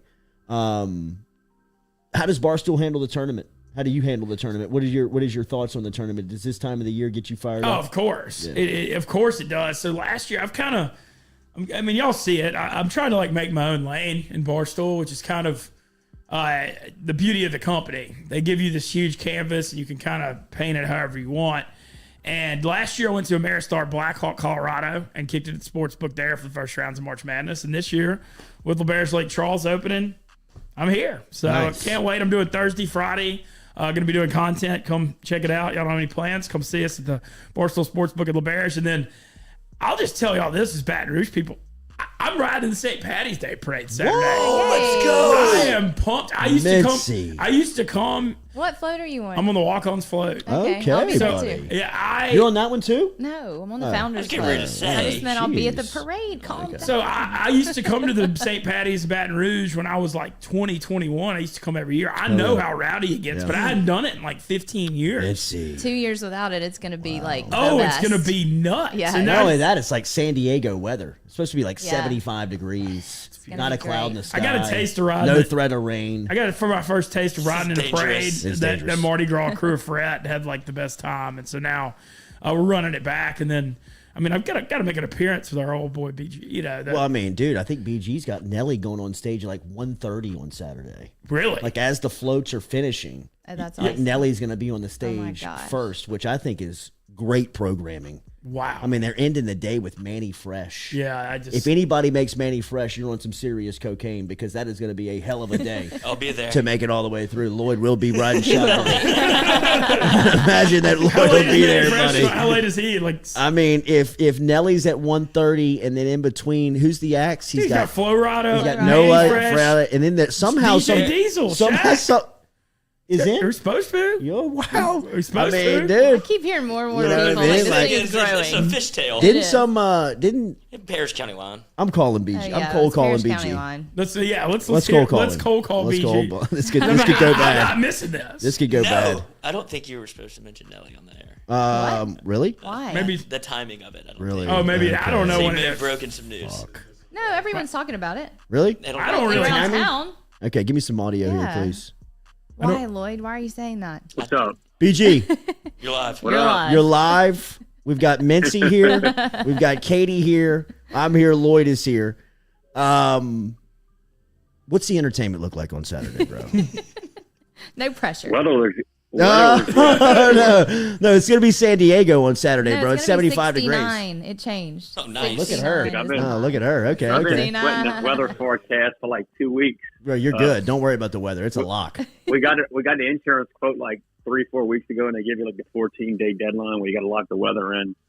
And being the gambler that I am and consulting with a business partner, do we want to buy the insurance? It's like, man, honestly, if it rains, we're just hitting the whole parking lot. So we didn't get it. From our insurance hedge. agent. No Thank hedge. you. No That is hedge. our trusted insurance agent, BG Lanois, who promotes himself as the gambler. BG. So I think I wait, gave. before you go, stop. I thought auto rates were high in Louisiana. Rain insurance rates are even higher.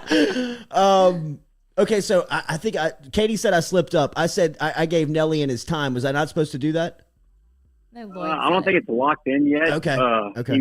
He may have to go a little earlier in the day, maybe. I think he Which may I have think some is a other- great play. I think that is a great play because you're hitting everybody kind of at the height of their drunkenness. You know what I mean? Like, it's bro, ecstasy. This is 4 the and 5 spot. o'clock. 4 and 5 o'clock is a tough time. That's a tough window to hit on St. Patrick's Day. Man, we bought it in 2019, and I had been out there before, but I guess I'd went home, before it got too late because I probably had too many beverages as well. Sure. But it's unbelievable how many people get extremely intoxicated by 1 p.m. on a Saturday. Dude, it's one of those, especially if the day it's gonna be 69 degrees. You start at 8 o'clock in the morning. If you're going out there and you're riding like Mintz is, or you're just hanging around the people on the float, you're taking Jello shots by 9. By 11, I mean, you're seeing double. By noon, you're saying no to nothing. By 1:30, you know what I mean? You're like, get me an Uber. Get me the hell out of here. But then I hear Manny Fresh is spinning late. And then Mintz said he heard, is Shaq going to be there too? Shaq was supposed to be there. I think TNT may have kind of put a stop to it. Shaq had some prior engagement. So Shaq was going to be there 100%. That's not very dynamite of them. But now Manny Fresh is going to be there 100%, right? Manny Fresh was booked in 2020, and then it got shut down with COVID. So he was coming regardless. Shaq was going to actually open for us, I think, and do his little DJ set. I've seen them all perform. Every single performer on the list I've actually seen. And I got to say, man, Nelly and Flo Rida are unbelievable live. There you have it. You there? You cut out. No, I thought you were waiting for the setup there. I thought you were about to say something. No, I think I cut out. I think I lost you for a second. I've actually seen Nelly, Flo Rida, Manny Fresh all in small settings, like 200 people or less, and they are absolutely. I didn't realize, honestly, saw Flo Rida in D.C. for Washington Mardi Gras, and every song that came on, I was like, wait, he sings this? Yeah. Wait, he sings this? Nice. I mean, Bangers Only Club. He's got bangers all day. Like, everyone's a hit. And I mean, Nelly, I was listening to Nelly in 2000 in my Toyota Camry, windows down, all the friends riding, spring break, senior trip, So it should be a good one on Saturday, man. The weather ends up being perfect for us. So you got the entire parking lot again, right? Yep. So the Jubans are great people. They allow us to rent their parking lot next door. So we got the parking lot next door for the party. So it should be a good one. Are you gonna be there, Jordy? Fired up. Jordy, the Jubans are hell yeah, I'm gonna be there, but I ain't gonna make 3 o'clock, PG. I mean, like by 1:30, 2 o'clock, I'm gonna be tapped out. So I'm gonna need a little VIP pass to the back of Nelly. I got a little relief med with that new Will Wade strain that we can get for him. Smoke out the back of the That's right. Dude. Make that happen. Anybody at the Jordy Culotta show riding in the parade? Yeah, Katie is riding. I tried to get everybody else to do it too, but no takers. Dangerous proposition. I want to go to Uncle Earl's. That riding. I'm 0 for 1. I'm 0 for 1 riding the parade. I rode with walk-ons a couple years ago, and passed it was out not on the float good from 1 o'clock. Right. Really, I'm on that. I'm on that Saturday, but I'm glad you're sober now, man. Yeah, I think my stamina. I'll be good. I'll be not good. completely, man. Not completely. Not completely. No alcohol. BG, we appreciate what you're doing for the city on Saturday, bro. Thank you for the entertainment that you are bringing to St. Patrick's Day. We're looking forward to it. Where can we pick up our VIP passes? Call me on Saturday, but hey, let me give Todd Graves is a huge part of this. Todd Graves loves Baton Rouge, and a lot of this would not be going down without him. So shout out to T. Graves, man. Appreciate BG. We will see everybody at Earlapalooza, Uncle Earl's. BG, that is free advertising. I know you're spinning with the other guys. I see you over there. But we're giving you free advertising. Earlapalooza, we'll be there on Saturday. Get your tickets now. Thank you, bro. We'll talk to you soon. Y'all. Later, buddy. Bye. There he is. BG Landwad checking in from Uncle Earl's on Saturday. Hell of a trade. We'll ad read for some tickets. Right. VIP, no big deal. They're expensive too, right? The VIP. Not for us. for the late people. They got them. I mean, how could they not be? Yeah. They better be. I heard they were like upwards of $1,000. Wow. Like for a table, for like a VIP table. What does Nelly think this is, 2001? Yeah. Hey, Nelly, it's 2022, bro. I mean, Whoa, Nelly. It is. It's Easy, like, bro. it's warm in here. Easy. It's not hot here anymore. It's actually very cool today, Nelly. Here's 300, bro. Right. For God's sakes. If you want to stay. Hey, inflation. Yeah. Always got to put gas in the tour bus, Brandon. too. That's right. Let's go, Brandon, huh? You got to put gas in the bus. He's had right. some tour bus. If you need to stay up, the tour bus is where you need to be with Nelly. That's where I'm trying to get. Before. That's where I'm trying to get. Oh, well, absolutely. Yeah. Favorite Nelly song? Hot in here? No, give Air Force One. Yeah, Air Force One's Yeah, a good very one. Country Grammar too. Country Grammar is my pick. Absolutely. He's got Ride some with me. he's got some sneaky ones. Ride He with does. He has a lot. Yeah, it's gonna be a great It's gonna be Saturday. awesome. It's gonna be a It great is. Saturday. Are you going Banana Man? I don't know what I'm gonna wear some green for St. Patty's. I'm not banana, sure. Just a not yeah, right I don't know. I'm gonna do something. I'm not sure. I know I'm gonna wear something. Are you throwing bananas out? Are you embracing the banana? You should. Yeah, I rocked the banana. I mean, you saw me wearing it Fat Tuesday. That's what I'm saying. I just know if you're gonna keep it going. Keep the banana going. Could throw bananas out on St. Patrick's Day. That would be fun. That is funny. a great idea. That was free. Mintzy, what's next for you at Barstool, buddy? It kind of feels like you're about to you're on the edge of popping. Oh, we popping. So basically everything I've had is designed. I mean, that Final Four weekend in New Orleans is going to be like all time big, and so I've really. Y'all are at walk-ons all week. Yeah, Friday. It looks like we're doing stuff Friday, Monday there, and then we're doing the Barstool Hogs team too, which is a large undertaking. We got like 20 people on the thing, so I'm really stoked about that. We've got some other stuff coming out. After Final Four, I'm going to be all in on college baseball from early April to late June is what's coming. You know, we're going to get out, travel. We're going to push the lines. I'm sure we're going to do Omaha and hit the tournament. And, you know, that's going to be the big next 2.5 months. Yeah. Then behind that, like World Series of Poker's back where it belongs now in the early in summer. So I'm going to try to like do Omaha into Vegas.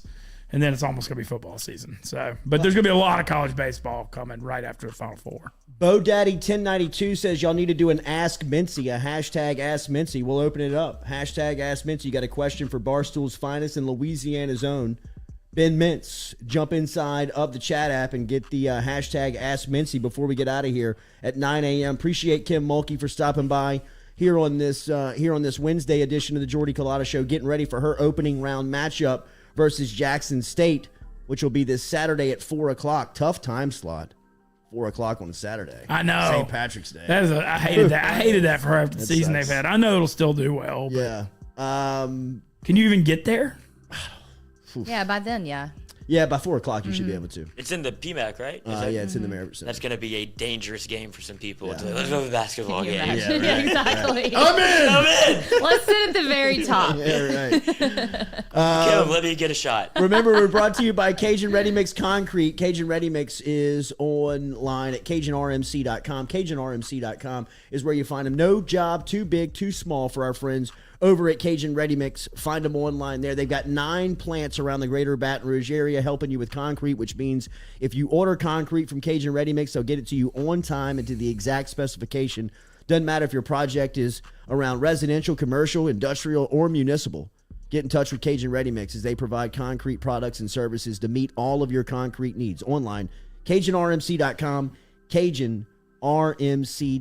Hashtag Ask Mintzy inside of the chat app. If you got a question for our buddy Ben Mintz, who is in town here on the South Louisiana tour, I think it would be mindless for Portnoy and the crew to station you up down here in New Orleans and just kind of let you become the king of the South, which you already are when you come down. But if you were living down here, Big Dog has a hashtag Ask Mintzy. Big Dog, who hates Will Wade, says, what college baseball games are you attending after the Final Four, Mintzy?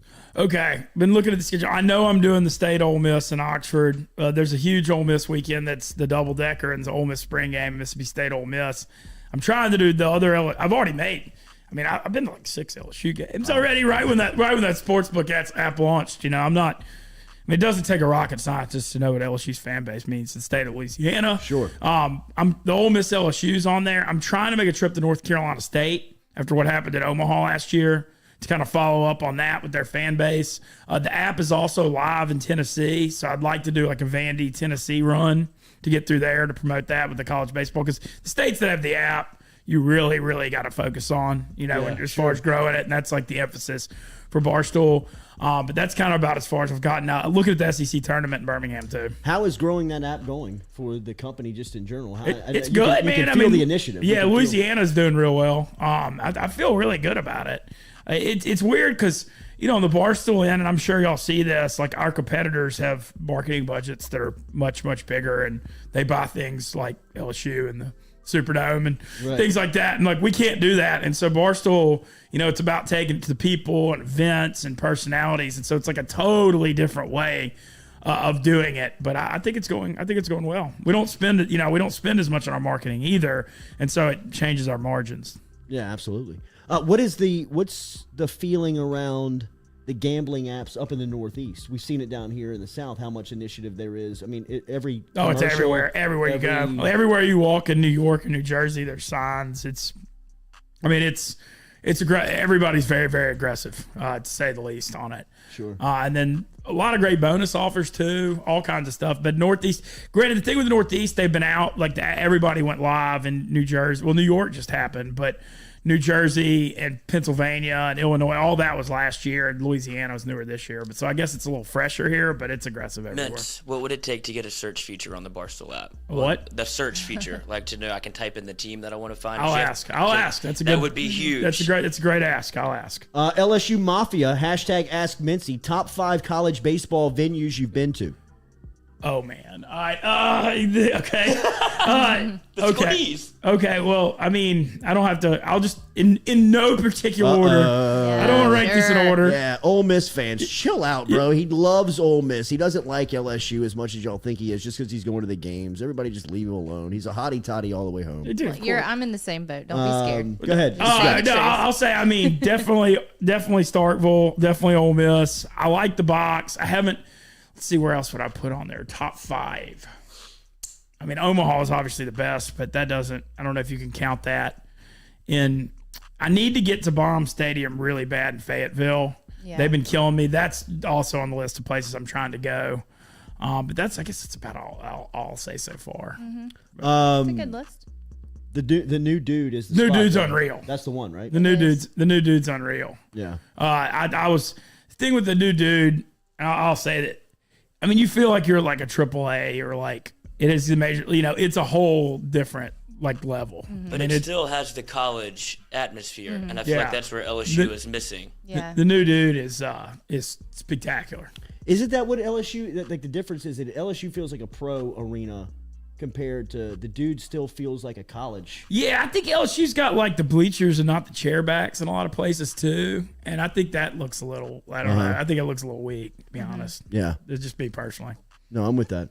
Hashtag Ask Mincy. We're inside of the chat app. If you got any questions for Ben Mintz, jump inside there as he is back here on this South Louisiana tour. Tell our listeners what's the plan for Final Four week down in New Orleans. Oh, man. So it looks like we're going to be doing live radio at Walk-Ons Friday and Monday.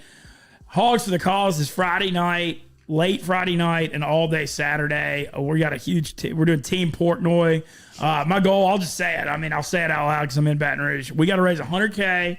We raise $100K. We're going to have our name on one of the rooms in the new Hogs house in Baton Rouge. Wow. And that's the goal. I want that.